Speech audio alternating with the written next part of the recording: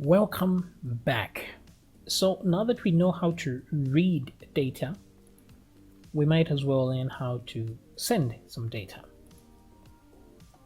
So what you see here is just the bare minimum that allows you to read information and get it back. But what if we want to send information as well? Now, there's a way we can already do that using the URL itself. So as you can see here, the URL has this parameter and that one. So these are GET requests because they are part of the URL. So we are already kind of sending some data here, and we can expand on that so that we see how that is working. So here on my API folder, I want to create another page that will receive some data from here. Now, the reason I'm using the local version here is because I have no control over the other APIs. They just offer information. They don't offer a way to actually write to their system. So we're going to make our own here. And now let me deviate for a second here and explain a little bit how these things work.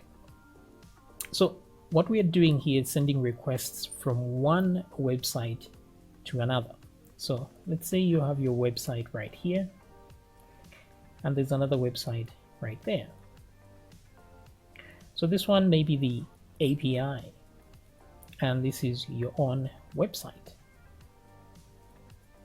Okay, so when you make a request, regardless what type of request it is, because you can specify in the header what type of request you want to make. Now, regardless what it is, you are always sending information in form of a string from here to there.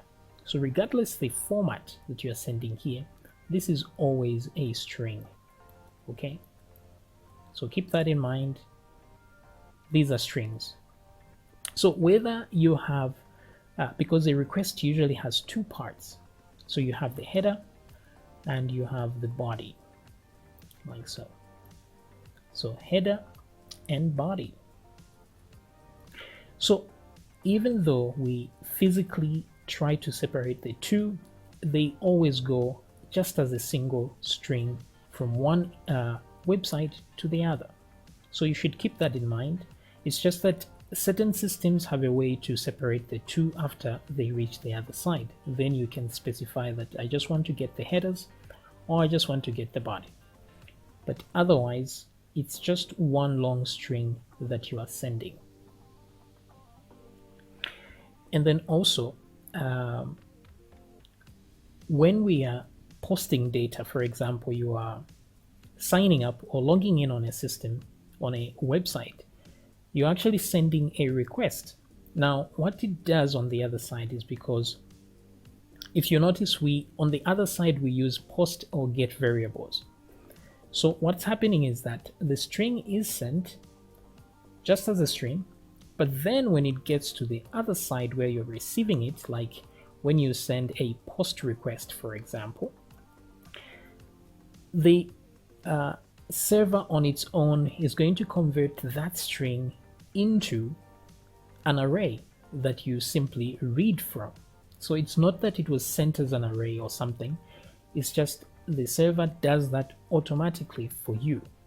So just keep in mind as well that originally it's a string and then it can be converted later. So hopefully this was good enough background for now. So let's come back here and check this out. So we're going to use a local URL here and send some data using the GET request. So what I will do here is create one file that will receive the data. In the API, I'll create new file, save this file, and I'll save it as save.php, just so we know what it's doing. So save that. In here, I just want to set it up so it can receive some data. Now, we already know how to receive data in the GET request, hopefully. So, but let's just remind ourselves how to do that. So I'm just going to say get, I'll call it as get the data. So get is equal to just the get variable like that. Okay, right. So we are getting this array and putting it there. But remember that it converted the string to an array. But we want to save this to a file, and we can't save an array to a file. So what we will do is do JSON. We're going to do JSON encode, like so. Now the reason we are using this function is because this function, what it simply does is it gets an array and converts it to a string. Simple as that. So that string we can save to a file. So I'm just going to say file, put contents, like that. And then the file name, we're going to name that as get.txt, just so we know this data is from the get variable. And then we're going to put that data there, like so. It's as simple as that. So now we're going to go back to our website.php, which is this one, which will send the request, and then this will receive that request. So it doesn't need to be a local host. You can do this on any server. So we're going to do that on a live server eventually so that you can see how that works as well. So what I will do is just put that and say a local host, because that's where our API now is, in the local host. So API /save.php. Now, if we want to send some information, all we have to do is put a question mark and then send a few parameters here. So I'm just going to say something like name is equal to John and age is equal to 24, something like this. Okay. So that's two pieces of data there. So let me save this and let's go back, and we will not get a reply even though we are echoing the reply here, because inside here we are not echoing anything.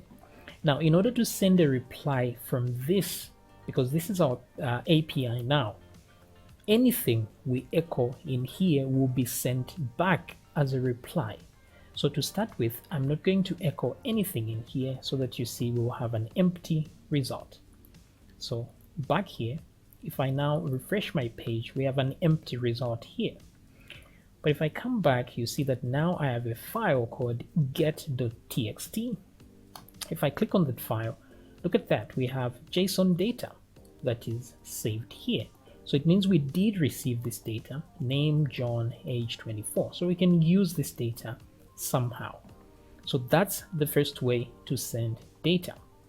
Now, another way to send data is to use the post variable. So how do we do that? Now let's prepare ourselves to receive a post variable here. So I'll leave this get so that we can on each request we'll get what is in the get, and then we'll get what's also in the post. So this one is post, and here we have post like so. Then I will save two files this time. This one will be post like so. So a post.txt file, and the post variable will put that data in there. So as it is right now, let's see if we're going to get anything in the post variable. So I'm going to go back and simply refresh the other side where we are sending information through here. So if I check now, you see that I have a post.txt, because while accessing this, it created that value. And you see that it's empty in the post there, but the get still has that data. Okay, so what to take away from this is that if you just do it like this, your data must be in the get variable. So for as long as you're not sending any other information apart from these get variables there, then you don't need to put anything else. But let's try and send something using the post variable. So I'm going to duplicate one of these like so, and then I'll just change this one to post like that, and just to tell it that this is a post request and it's equal to true. Simple enough. And then now to send some data, I will use post fields like that. So here I will put my post fields. Now the fields here are simple text as well. So the same way I did this, I can put some different data here as well. So we are sending this through the GET request, this through the POST request. So here I will say name is equal to Mary, age maybe 50. So different data here, different data there. Simple as that. So let's go back to the website and refresh so that it can send a request. And let's check what's in our file. So in the post, it's no longer empty now. We have something. We have name, Mary, age 50. If we go to the get, we have different data there as well. So as you can see now, we are sending post fields as well as this data in the get request. So usually what happens is the requested information that you're requested to send may be in the post fields because it can carry more data. Then here in the get request, we will just send a few parameters like what type of data you want to receive back, or maybe the post or something, or just the link itself to the API may have these question marks and some information here, just like we have it here. Let me check that out. Where is that? Just like we have here. These are get variables here at the very end, which are used to retrieve the exact information that we want. Right. So this is how you send post data. Now a different way is to send JSON data here. So instead of this, you can have JSON data like that. And the better way of putting JSON data is to use an array. So you see that you can send just strings like that into post variables. But another way of doing it is you can send, before I forget that, let me undo this. So you see this data that we've sent here. There's another way to retrieve this information. So if you remember very well here, let me go back to the post.txt. You see it has formatted the data into JSON like this. Now, it's not, the reason it's JSON like this is because in the API, the save.php, we told it to encode it into JSON because this is an array. So the type of data being received is an array here and an array there, but we are just converting it to JSON so we can actually save it. So if you want to get the raw data, instead of getting an array like this, you just want to get the text as it is. There's a third way to get that data, and that third way is using, I'm just going to call it data. It's using file get contents, like so. Okay, but in there what we put is PHP input, like that. So when working with APIs, the most common way you're going to be receiving data is actually this one, and not post or get, especially if you're working with JSON data. So you will be using this one quite a bit. And that's because it receives the data in raw string format. Like I said, the information is sent as a string like this. So this one does not change the information into an array like this or an array like that. It just leaves it as it is and gives you the string. So once we get this data and we try to save it to a file, I'm just going to call that file data.php, and this one will also be data like that. Now the thing is, notice that I grab this data and I don't do a JSON encode. I just get it as it is and save it to the file. And that's because it's already a string. It doesn't come as an array. So it can be saved directly there. So let's see if it's going to save this information. So in the website here, all we are sending is these post fields here. So let's come back here and see what we have. So if I go back and then I refresh my page, you'll see that now I have a new file, data.txt. But look at that, it hasn't changed the original string because it was received as it is, like this, as opposed to the post variable that changed it to that. So depending on what you want to do, maybe you want it to be an array in advance, that's okay. Or you want to send the data or receive the data like this or like that. It's entirely up to you.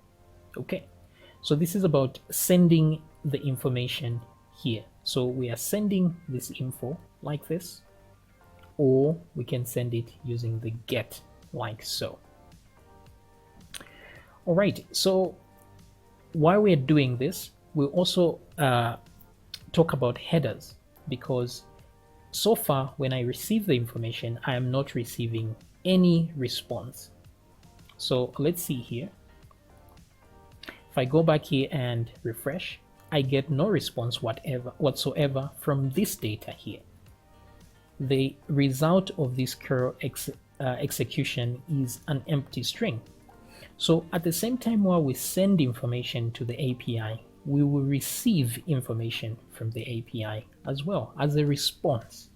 So this is the data we are sending to it, and this is the data we will receive from it. So now we're getting an empty string, but we can tell it to send at least some headers even though the response is empty. So we can tell it to do that by just adding header here. Let me use this one that's there, like so, and I'm just going to put header like that. So header is true. So I'm telling it that in the response, send the headers as well. Now, it is important sometimes to receive those headers so that you know the response.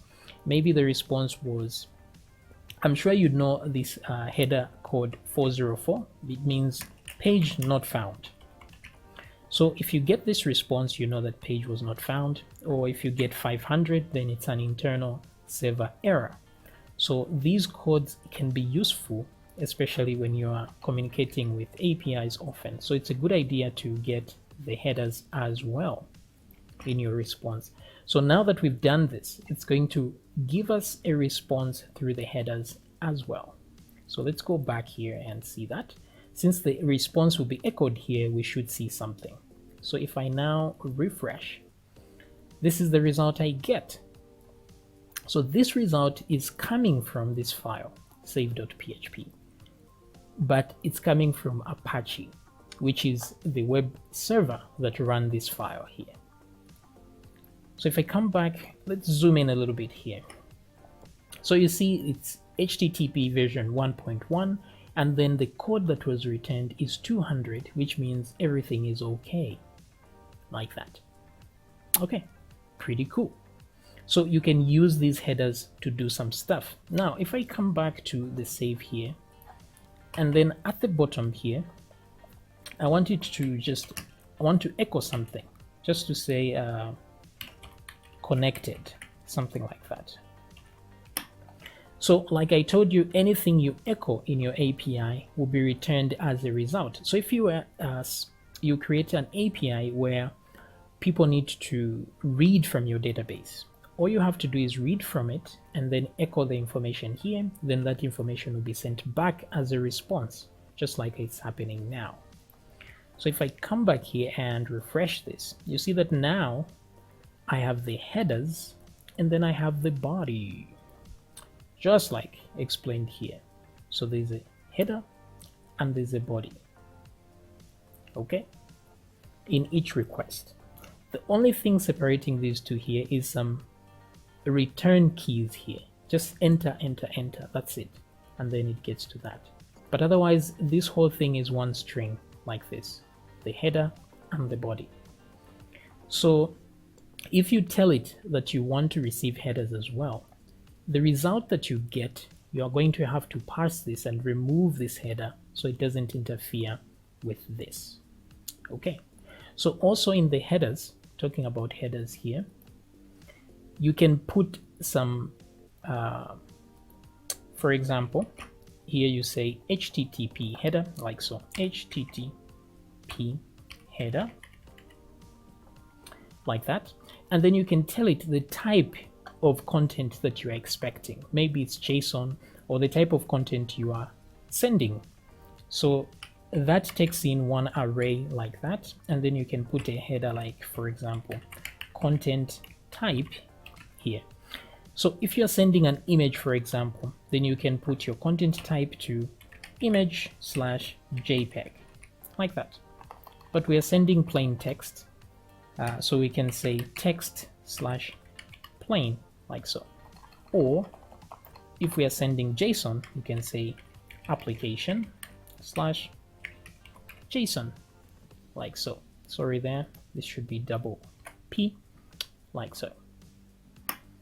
Okay, just headers to notify the type of content we are sending. So let's see here if that will comply at all. Okay, that seems to have worked, no problem. Or you can say text/plain.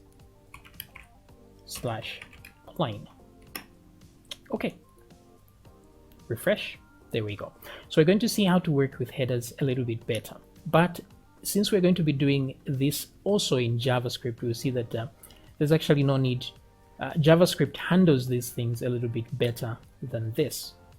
Okay, so hopefully you have learned something here on how to send data via the GET. If you're asked to send data through the GET, you just put it there. If you're asked to send data in form of a post, so that it looks like it's a post request, just like we are pretending like somebody had a form and then we are sending that information from a form, you can put that information here and then it will be received there as a post request by just adding these. You don't need to put the header there, just this and that will change this into a post request. But if you want to specify headers, this is how you do it. And then this is how you tell it that you want to receive header information as well on the return as a result, as part of this result here. Okay, so hopefully that was clear. If everything is honky-dory here, we can move on to using JavaScript. Okay, so I'll see you in the next video.